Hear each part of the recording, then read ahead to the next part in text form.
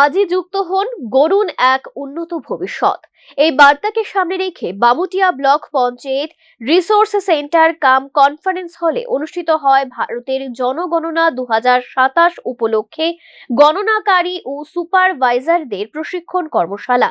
প্রশিক্ষণ কর্মসূচিতে উপস্থিত ছিলেন ভারতের জনগণনা 2027 মোহনপুর মহকুমা ইনচার্জ তথা মোহনপুর মহকুমা শাসক শান্তনু বিকাশ দাস, বামুটিয়া ব্লকের বিডিও তথা ব্লক ইনচার্জ অমিতাভ ভট্টাচার্য এবং ব্লকের গণনাকারী ও সুপারভাইজাররা।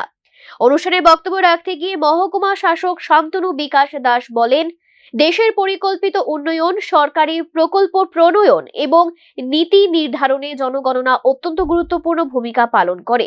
তিনি জানান, সর্বশেষ জনগণনা হয়েছিল 2011 সালে। দীর্ঘ 16 বছর পর 2027 সালে আবারও এই গুরুত্বপূর্ণ জাতীয় কর্মসূচি অনুষ্ঠিত হতে চলেছে।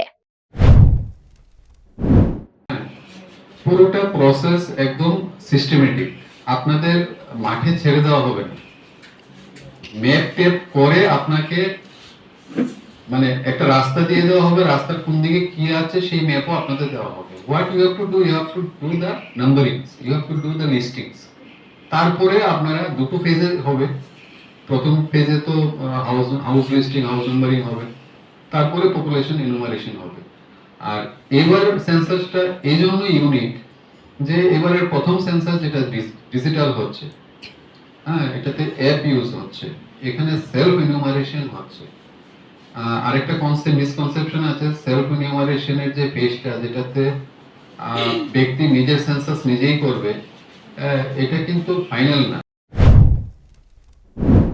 প্রশিক্ষণ শিবিরে গণনাকারী ও সুপারভাইজারদের তথ্য সংগ্রহের পদ্ধতি, দায়িত্ব ও করণীয় সম্পর্কে বিস্তারিত ধারণা দেওয়া হয়, যাতে আগামী জনগণনা সুষ্ঠু, নির্ভুল এবং সফলভাবে সম্পন্ন করা যায়। Bureau report, news now.